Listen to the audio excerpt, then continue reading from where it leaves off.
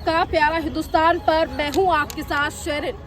आज हम India gate पर मौजूद हैं और तमाम जो भीड़ और जो जनता आप मेरे साथ देख रहे हैं, ये लोग जो है वो झारखंड से आए हुए हैं और इन तमाम लोगों से हम बात करेंगे कि आखिरकार 2024 में होने वाले हैं लोकसभा चुनाव, जिस पर इस जनता का क्या कहना है कि आखिरकार ये लोग जो यहाँ घूमने आए हैं और जो कुछ लोग यहाँ दिल्ली से मौजूद हैं वो किसे 2024 में प्रधानमंत्री की गद्दी पर देखना चाहते हैं। और इसी के साथ हम थोड़ी सी इंटरनेशनल पॉलिटिक्स पे भी बात करेंगे, जिस तरीके से फिलिस्तीन और इजराइल का युद्ध जो है वो जारी हो गया।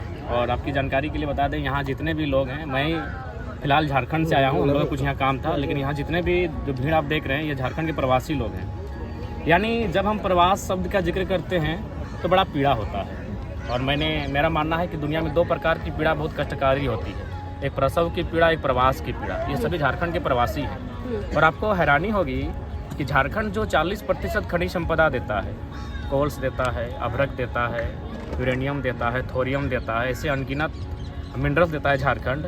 तो 40% मिनरल्स देने वाला झारखंड अगर आज प्रवासी की पीड़ा को झेल रहा है, इसका मतलब है जितने भी केंद्र की पार्टियां रही हैं या जिन्होंने अब तक सरकारें बनाई हैं, उन्होंने केवल झारखंड की खनिज संपदा को लूटने का काम किया है। जब भारत देश का आगाज़ हो रहा था, उस समय हमारे देश के प्रथम प्रधानमंत्री माननीय पंडित नेहरू कहते थे कि जो आज उद्योग की स्थापना हो रही है, आधुनिक मंदिर है। लेकिन आज अगर कभी आप झारखंड अगर ग्राउंड रिपोर्टिंग के लिए जाएंगे तो मुझे लगता है पूरे भारत में एकमात्र ऐसा स्टेट है जहाँ के लोगों के साथ आज भी दोहन किया जाता है, दमन किया जाता है, उनका उत्पीड़न किया जाता है।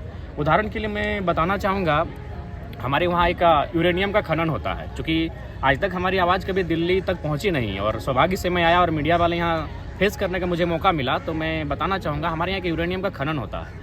तो उस आसपास के 7 गांवों की रिपोर्ट कहती है कि जब यूरेनियम का खनन किया जाता है तो उसके रेडिएशन से लगभग 47 आउट ऑफ 100 यानी 47% महिलाएं मां नहीं बन पाती है। लेकिन फिर भी यूरेनियम का काम होता है। उसके बाद क्या होता है, उस यूरेनियम को हैदराबाद लेके जाया जाता है फिल्टर करने के लिए।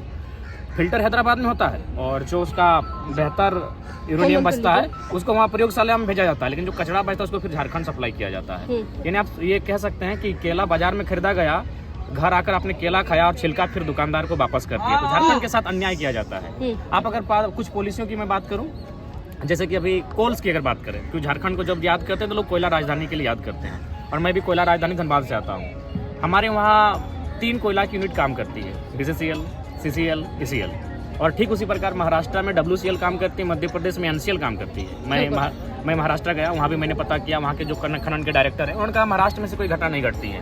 लेकिन एक सप्ताह पहले मैं एक ऐसी घटना में मुआवजा दिलाकर आया हूँ जहाँ 3 महिलाएं जो खनन के काम से नीचे दब गई थी। अच्छा सर, ये बताइए, आपने तमाम समस्याओं का जिक्र जो है वो किया है, झारखंड में किस तरीके की चीजें हैं और किन पॉलिसीज पे आप काम कर रहे हैं, किन चीजों को लेकर आवाज उठाई जा रही है। मेरा एक सवाल ये है, अभी आपने कहा देश की आजादी को 75 साल हो चुके हैं, देश में राज जो है वो 54 साल तक कांग्रेस ने भी किया। आज वही कांग्रेस जो है वो अन्य पार्टियों के साथ अलायंस में है, इंडिया अलायंस है। वहीं जो बीजेपी आज सेंटर में है और जो झारखंड में भी सरकार आ सकती है, मैं नहीं कहूँगी नहीं आएगी, आज जो सरकार सेंटर में है, अब देखिए मौका है आप लोगों के हाथ में कि आपको क्या लगता है कि जो इंडिया अलायंस है, क्योंकि कहीं ना कहीं वो भी राज कर चुके हैं और किसी न किसी राज्य में सरकार चलाई जा रही है, क्या लगता है किस पर ज्यादा भरोसा है और किसे एज अ यूथ आप 2024 में इस बार मौका देना चाहते हैं? देखिए, सबसे पहली बात, हम लोग झारखंड में एक नई पॉलिटिक्स की स्थापना करने जा रहे हैं और उसका नेतृत्व हम लोग ही कर रहे हैं। उसी पर्पज से हम लोग दिल्ली भी आए थे जानकारी एकत्रित करने के लिए।